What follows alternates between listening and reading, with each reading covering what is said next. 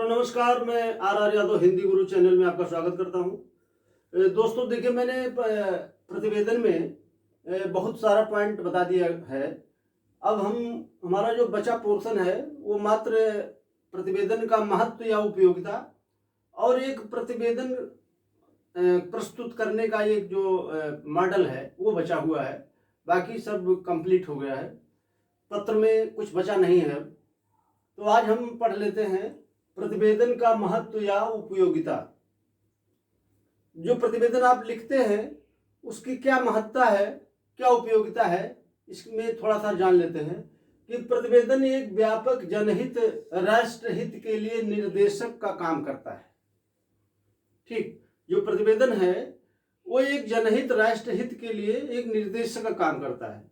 यानी कि कोई ऐसी घटना दुर्घटना अगर घटती है तो वो एक दिशा निर्देश देता है, जो ये बहुत बड़ा महत्व इसका है।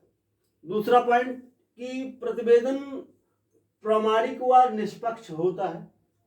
जो भी प्रतिवेदन प्रस्तुत किया जाता है, चाहे वो समिति के माध्यम से हो या उप समिति के माध्यम से हो या आयोग के माध्यम से हो, तो वो बिल्कुल प्रामाणिक और निष्पक्ष होता है। उसमें किसी प्रकार का पक्षपात पूर्ण भाव नहीं होता है। तो ये आपको इसके पॉइंट में लिखना है। किसी सामाजिक समस्या का तात्कालिक समाधान प्रस्तुत करता है। यानी कोई समस्या है तो उसका तात्कालिक समाधान होता है, क्योंकि जब भी कोई ऐसी घटना दुर्घटना घटती है या कोई समस्या आती है, चाहे वो प्राकृतिक हो या मानवीय हो, तो उसका एक तत्काल निराकरण प्रस्तुत करता है। ठीक, इसके बाद में देख लीजिए, सर्वकालिक उपयोग के लिए सहायक होता है। यानी कि कोई प्रतिवेदन है, अगर वो उसका प्रतिवेदन प्रस्तुत किया गया है तो भविष्य में होने वाली जो घटनाएं या दुर्घटनाएं हैं उसके लिए वो बहुत ही सहायक होता है। इसके बाद में देख लीजिए कि भविष्य में किसी घटना दुर्घटना या तथ्य के लिए प्रमाण का कार्य करता है। ठीक है, यानी कि कोई ऐसी घटना हुई तो उसके प्रमाण के रूप में सुरक्षित रखा जाता है। यानी कि जब ऐसी कोई दोबारा घटना होती है तब उसका एक साक्ष्य रखा जाता है कि हाँ ऐसी दुर्घटना हुई थी, तो इसका प्रतिवेदन ये प्रस्तुत किया गया था, तो इसी के समानांतर ही कुछ ऐसी ही बात अगर है तो यही इसका सलूशन है, यही इसका निराकरण है। इसके बाद में देखिए, प्रतिवेदन से सीख लेकर भविष्य की आपदाओं से सुरक्षा तंत्र मजबूत किया जा सकता है। यानी कि कोई प्रतिवेदन अगर आप प्रस्तुत कर रहे हैं तो भविष्य में होने वाली जो आपदा है उस आपदा से बचने के लिए कह सकते हैं, तो अपना सुरक्षा तंत्र मजबूत कर सकते हैं। क्योंकि आपको पता होगा कि जैसे आप प्राकृतिक आपदा पर कोई निबंध लिखते हैं तो उसमें आपको लिखना पड़ता है कि आपदा के समय सुरक्षा तंत्र, आपदा के बाद सुरक्षा तंत्र और आपदा के बाद सुरक्षा तंत्र। तो ऐसी कोई घटना दुर्घटना हुई तो भविष्य के लिए भी वो सुरक्षा तंत्र काम करेगा।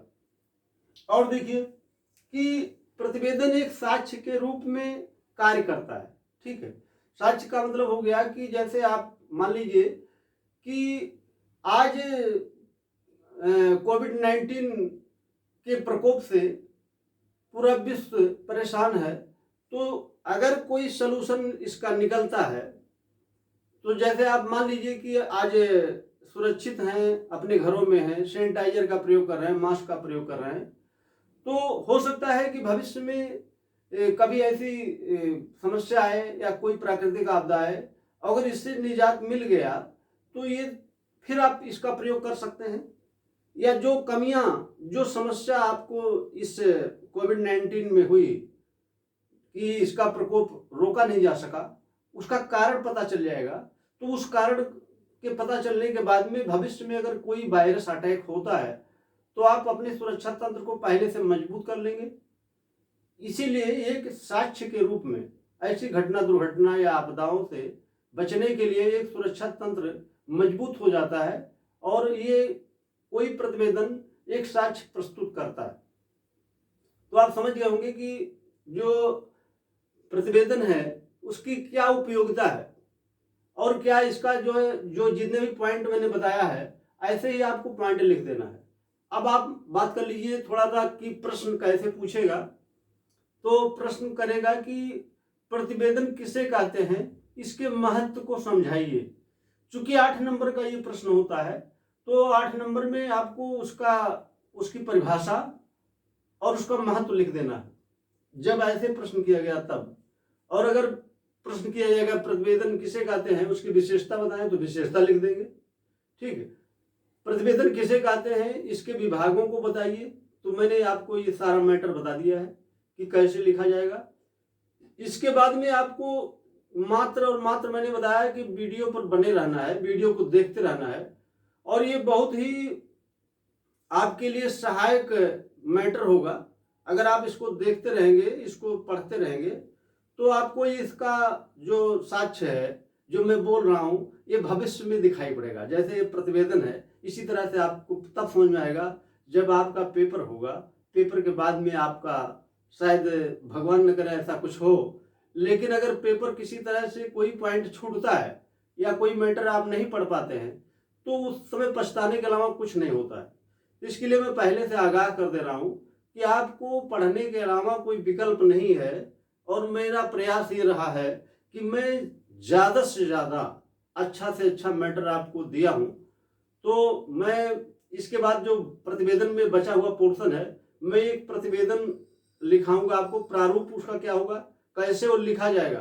तो कभी प्रश्न ऐसे भी किया जा सकता है कि कोविड-19 पर एक प्रतिवेदन लिखिए।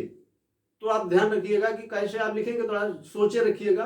कल मेरा जो वीडियो बनेगा वो कोविड-19 पर ही बनेगा। जो प्रतिवेदन मैं बताऊंगा आपको इसी कोविड-19 पर ही बनाऊंगा। तो आप प्रतिवेदन थोड़ा सा इसके बारे में सोच लीजिएगा, क्योंकि आपने काफ़ी वीडियोज देख लिया है और मैटर को पढ़ लिया है। तो आप उसको जरा सोचिएगा कि क्या हो सकता है। तो मैं तो कल बताऊंगा ही। ठीक मित्रों, तो बहुत बहुत धन्यवाद आपको। फिर हम कल मिलते हैं।